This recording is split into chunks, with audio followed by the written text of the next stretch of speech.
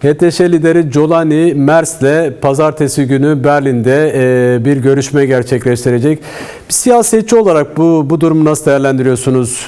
Şeyh Masud Eşrefiye, Beni Zeyd mahallelerine yönelik saldırıları ki Suriye'nin diğer bölgelerinde Alevilere, Dürzilere yönelik saldırıları açıkça ortadayken bu durum nasıl? Bu karşılamayı nasıl değerlendiriyorsunuz Almanya'dan bir siyasetçi olarak? Biz 6 aydır komisyonda özellikle Suriye'de Jolani rejimi tarafından işlenen savaş suçlarını dile getiriyoruz. Özellikle Dürzilere yönelik, Alevilere yönelik, Kürtlere yönelik ve Dışişler Bakanlığı'na da raporlar da ilettik ve bu suçları dile getirdik. Fakat Almanya hükümetinin şu anda şöyle bir tutumu var. Özellikle Jolani'yi tüm bu suçlara rağmen bir alternatif olarak görüyorlar ve bir umut olarak görüyorlar. Tabii umut olarak dediğimde de Almanya hükümetinin bazı planları var. Özellikle ihtiyacılara yönelik, özellikle hegemonya oluşturma konusunda şu anda bayağı bir çaba girişiminde. Ve 12. ayda yani Aralık ayında biz bir önerge sunduk. Rojava'nın tanınması için bir önerge sunduk ve bununla birlikte Rojava'nın tek demokratik alternatif olduğunu Suriye için de dile getirdik. Fakat hükümetin tutumu gördüğünüz gibi pazartesi günü Halep'te katliam yapmasına rağmen tüm dünyada bu katliamı gördü, bütün fotoğraflar, videolar göründü. Bu vahşete herkes tanıklık yaptı.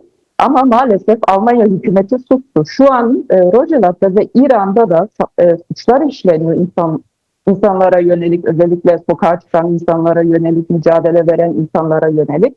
Fakat Almanya hükümeti İran konusunda net bir tutum alabiliyor. Fakat Suriye konusunda net bir tutum alamıyor ve aynı şekilde pazartesi günü için Jolani'yi Berlin'e davet ettiler ve burada yeni anlaşmalara gidecekler. Meclisin içerisinde tüm partiler içerisinde tepkiler var hükümetin bu yaklaşımına yönelik. Yani hükümet partisinde bile böylesi bir tepki var. O yüzden biz hükümet partisinden vekillerle birlikte, Yeşiller Partisi'nden vekillerle birlikte bir açıklama da sunduk kamuoyuna ve Jolani'nin savaş suçlarını da net bir şekilde eleştirdik. Peki az önce siz de belirttiniz Alman hükümetinin işte İran'a karşı tavrı bu şekildeyken yani oradaki gösterilere yönelik İran rejimini uyarırken Suriye'de yaşanan, Halep'te yaşananlar, Şeyh Masud Eşrefiye'de yaşananlara sessiz kalması ve ardından da bu Jolani'yi Almanya'ya davet etmesinin arkasında Jolani'yi meşrulaştırma çabası olduğunu söyleyebilir miyiz? Evet, o şekilde söyleyebiliriz. Özellikle diplomasi alanında, internasyonel alanda Jolani'yi şu anda meşrulaştırmaya çalışıyorlar.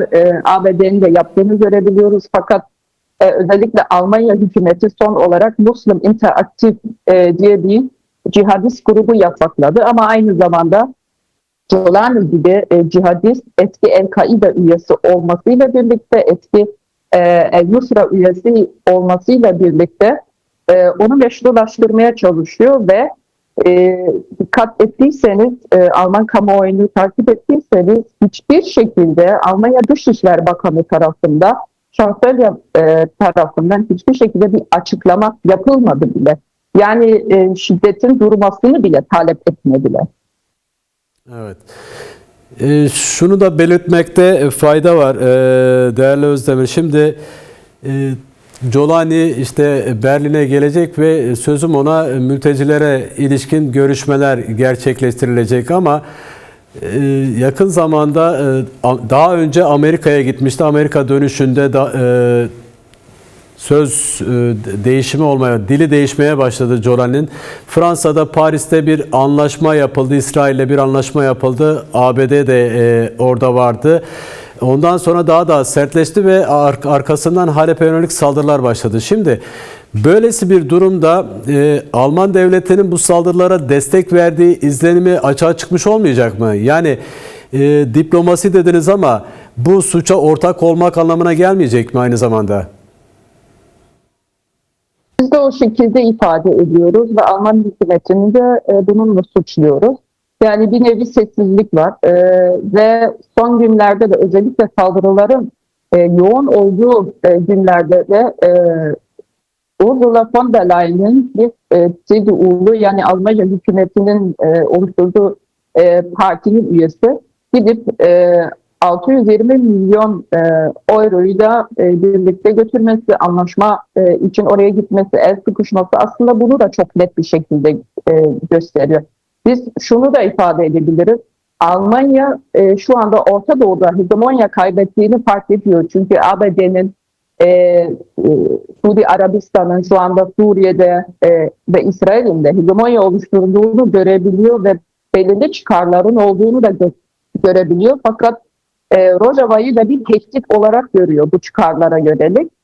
Çünkü şöyle bir şey de komisyonda tartışılmıştı. Kürtler neden Suriye'ye boyun eğmiyor? Yani neden silahları bırakmıyor gibi. Ve eski Almanya Dışişleri Bakanı da öyle bir talebi olmuştu. Kürtler silahı bıraksınlar, entegre olsunlar. Fakat İlham Ahmet'in de çok net bir şekilde dediği bir şey var. Yani sonuçta şu anda katliamlar yapılıyor ve bu katliamlara yönelik bir direnişin de olması gerekiyor. Bundan dolayı silahların bırakılması da çok tuhaf bir talep. Evet. Peki değerli Özdemir, çok teşekkür ederim. Belirtmek istediğiniz bir durum varsa dinleyebiliriz. Benim sorularım tamamlandı. Bir çağrıda bulunmak istiyorum. Pazartesi günü saat 16'da Berlin'de büyük bir karşılama olacak Jolani'ye yönelik. Bu protesto eylemine herkesi davet ediyorum, herkesi beklerim.